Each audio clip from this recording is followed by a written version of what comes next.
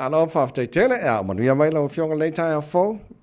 Yeah, Malu, yeah, it's been a very busy time here in Parliament in Yeah. Wellington, and we probably have about a year Yeah. between now and the next Baluka, so it's going to be a big fight. All right. Okay, good. Talano mo le Taeao, the two new ferries announced Babasamane Winston Peters. Le leile fo fuanga mo tanga tamalanga about Wellington and the South Island. Yeah, so it's very similar to the va'a between, Sava'i and Upolu. It's a Yes. very Yes. important Yeah. piece of infrastructure for the country in the same way the va'a is for Samoa. And if people remember, when national government first came in October 2023, Yeah. one of the first decisions that the Minister of Finance, Nicola Willis, made was to cancel the ferries. So the infrastructure cost and the infrastructure cost was starting to increase because of inflation and material costs. And she cancelled a $551 million ferries because we were meant to get these two ferries next year, the VA. Instead, now what's happened is when she cancelled it, they've now had to buy new ferries. The first ferries was going to cost 551 million. It costs them over 600 million in lost costs. Yeah. The new ferries is now going to cost more at 596 million. There's two of them, but they're smaller. So, and we might not get them till 2029. Right. So we're getting smaller ferries, more expensive, and not for a few 4 more years. This new ferry, the new ferries Labor had ordered, was coming next year. Okay. So it's been, from our perspective, the government has failed to deliver a better ferry deal for New Zealand. Okay, excellent. Okay, let's talk about cost of living. It's been an issue for quite a long time in New Zealand. The Labour Party, is the government doing enough? Cost of living or not?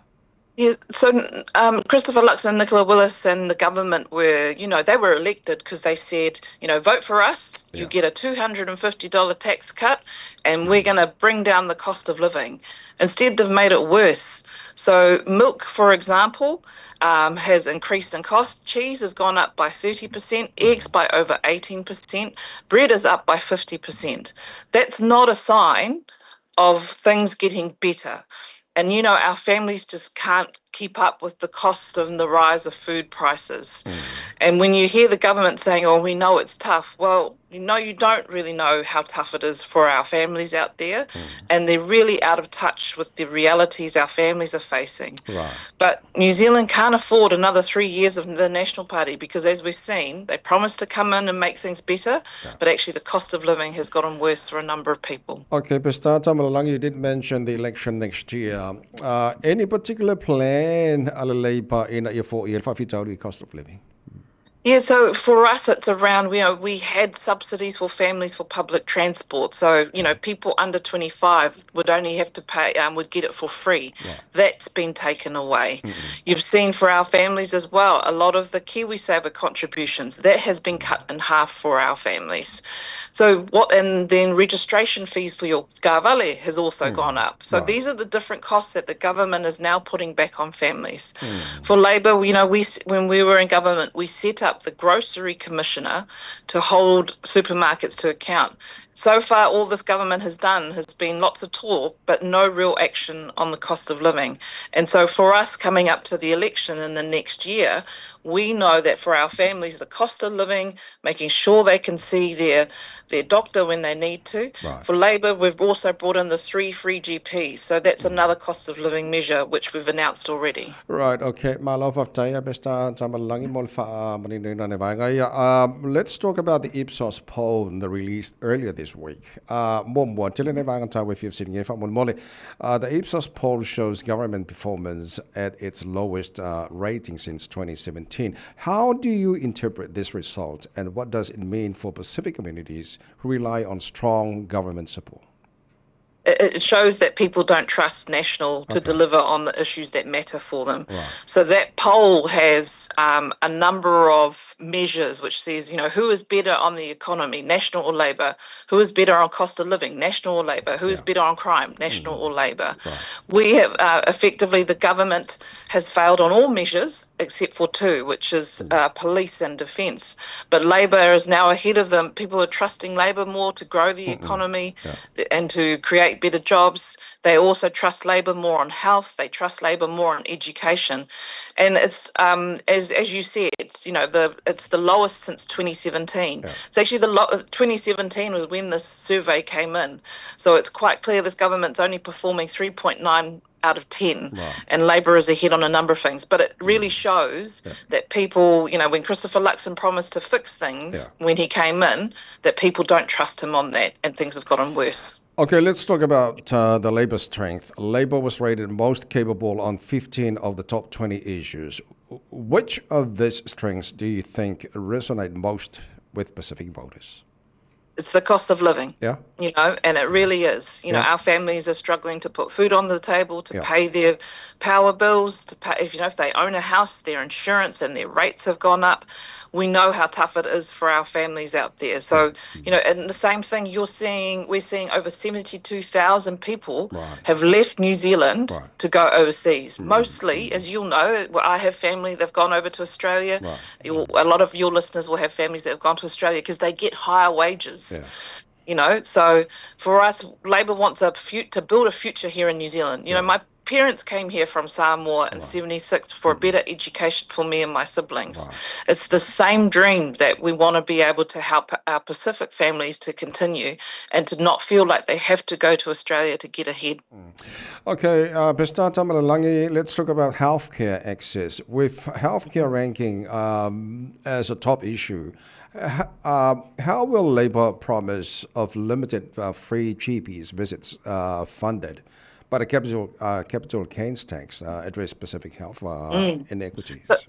So you would have seen a couple of weeks ago, Labour announced that if we go into government next year, we will ensure that that people get 3 free GPs a year, and if the health survey that came out yesterday showed that over 600,000 people are struggling to get to a doctor, accessing a doctor.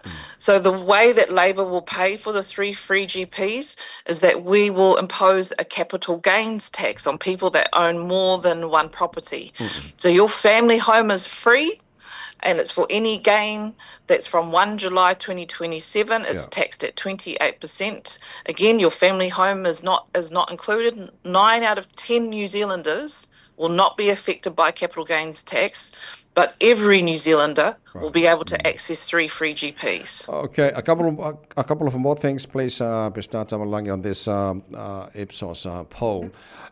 Trust and representation. Ipsos data shows Labour gaining trust on economic management. How do you ensure Pacific voices are part of shaping those economic policies? Well, first of all, Labour has a finance spokesperson who's Samoan.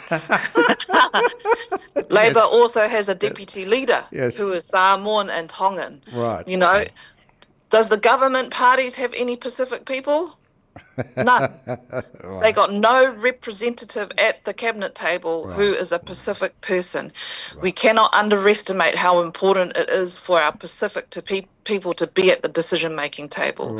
So, myself and Carmel Sepuloni, we take that on our shoulders for our people to ensure that the decisions we make as a Labour Party will always have a Pacific lens, because that's who we are first. We're Samoan, and for Carmel, Samoan and Tongan first before anything else. And that's what our parents taught us. Okay, excellent. Before I let you go, looking ahead, polls can shift quickly. What message would you give Pacific voters about Labour's long-term vision beyond the members? We want a future made here in New Zealand by New Zealanders for New Zealanders. And when I say New Zealanders, our Pacific communities have been here for decades. And we have made such a huge contribution to our economy. It's time that this government starts to realise and to acknowledge that contribution and to ensure the policy decisions they make impact on everyone, not just their friends, Right. not just their friends in oil and gas, not just their friends in tobacco companies, not just their friends, the landlords. It needs to be for a government that governs for everyone, and that's what Labour will bring to the next election. Okay, 10 seconds, please, Pesetatamalelagi. Your leader, Mr. Chippy, engaged with his darling, Tony. Good news? Oh, Good yeah. news? Yeah. It's wonderful, Yeah. really, really wonderful. Right. And we're very, very happy for Chris and for Tony. She is a wonderful, beautiful lady, and we wish them well, and we look forward to a wedding. All right. Okay. Pesetatamalelagi, Barbara Edmonds, Whawhetau lava mo te nei Taeao. Mo ria nei aso. Pāpena fo e whaafatai te lewa mo le awanoa. Thank you.